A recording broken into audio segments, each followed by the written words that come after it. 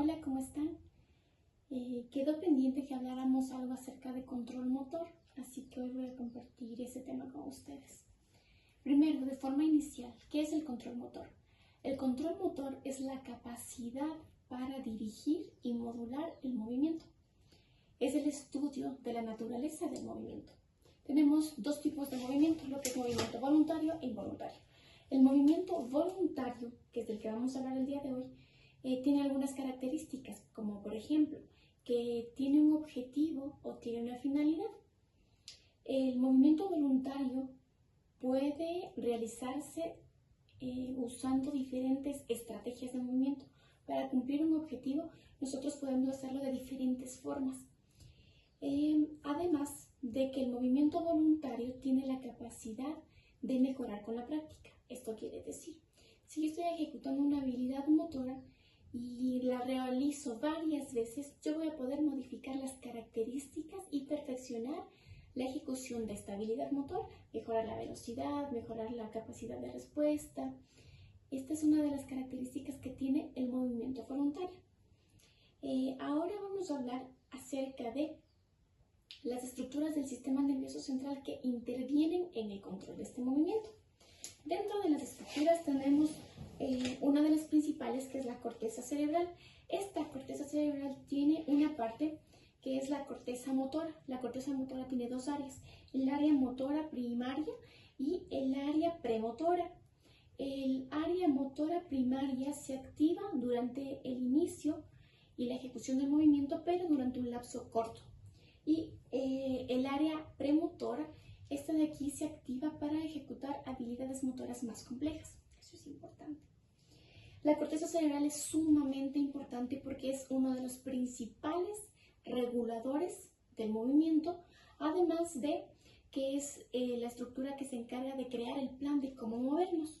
El cómo movernos en cuanto a dirección de movimiento, la fuerza, la velocidad, cuál va a ser las acciones musculares que van a permitir la ejecución de ese movimiento.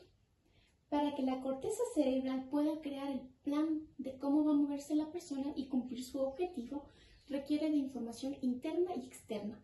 La información interna va a estar dada por los ganglios de la base y por el cerebelo. Estos dos también van a ser moduladores de y otros de los centros reguladores del movimiento. Otro de ellos es el sistema sensorial, pero este ya no es parte del sistema nervioso central, sino que ya está en la periferia. Como les decía, para crear el plan de movimiento, la corteza cerebral recibe información interna que está dada por ganglios de la base y cerebelo, y la información externa que está dada por todos los sistemas sensoriales, lo que es información auditiva, información vestibular, visual, lo que son usos musculares, receptores articulares, órgano tendinoso de Golgi, receptores táctiles, todo lo que es información externa, información sensorial que capta el individuo. Toda esta información va a permitir, en conjunto con la información interna, que la corteza cerebral cree un plan de cómo se va a mover la persona. Por lo tanto, la corteza cerebral tiene la capacidad de integrar la información e interpretar la información que recibe para que pueda crear un plan. Esta información externa e interna le permite que tenga conocimiento de cuál es la ubicación de la persona en el espacio, cuál es la posición que está adoptando, que pueda hacer medidas predictivas de qué es lo que va a hacer la persona para que se pueda crear el plan. Cuando el plan del movimiento se crea, este plan es enviado hacia la médula espinal a través del tronco encefálico, para que de la médula vuelva hacia los órganos efectores, que serían los músculos, para que se ejecute la habilidad motora. Este plan de movimiento puede cambiar y está cambiando constantemente porque sigue recibiendo información sensorial interna y externa, sigue recibiendo un feedback constante que permite que se siga modificando ciertos parámetros de la habilidad motora para que ésta logre satisfacer la necesidad de la persona en el ambiente y pueda cumplir la función que requería. Los ganglios basales tienen una conexión bidireccional con la corteza cerebral, porque los ganglios basales le envían información y reciben información. Este plan de movimiento que crea la corteza motora no viaja solo a la médula, también viaja a ganglios basales y al cerebelo, para que estas estructuras estén haciendo como un censo de cómo se está ejecutando la habilidad motora y si está cumpliendo las necesidades de la persona. Si no, estos, como también son centros reguladores, van a ir modificando el plan de movimiento para que se pueda ejecutar de la mejor forma.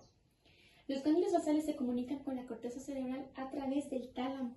El tálamo permite la comunicación con la corteza cerebral. Los ganglios basales, terminemos esto, los ganglios basales se encargan de lo que es la ejecución de movimientos suaves, controlados. Es muy importante que suprimen los movimientos inadecuados, así que ya deben imaginarse qué pasa si se lesiona esta estructura en algún tipo de evento traumático o congénito. Los ganglios basales se encargan también de iniciar el movimiento y regulan el movimiento en conjunto con la corteza cerebral. El cerebelo, por otra parte, que es otro de los centros reguladores del movimiento, se encarga del control de la postura y del equilibrio. Este permite que se den las reacciones vestibulares, así que va a poder generar una reacción de enderezamiento de acuerdo a cómo va afectando la gravedad para que se produzca una contracción muscular que permita vencer la fuerza de gravedad. Y el cerebelo es uno de los principales correctores de errores a la hora de ejecutar el movimiento, que es muy importante. Dentro de, como les decía, el tálamo permite la comunicación entre ganglios basales y corteza cerebral. Por eso les puse aquí que la comunicación era bidireccional, pero era a través del tálamo. Este tálamo es la estación donde va a llegar toda la información ascendente. Todas las diferencias que llegan hacia la médula van a llegar primero al tálamo porque es una estación donde se recibe toda la información. Así que el tálamo tiene la capacidad de seleccionar qué información es la que va a enviar a la corteza cerebral y también puede modular las eferencias. Cuando ya se crea el plan, también puede modular las eferencias. Por lo tanto, este tálamo tiene la capacidad de sincronizar y desincronizar la actividad cortical.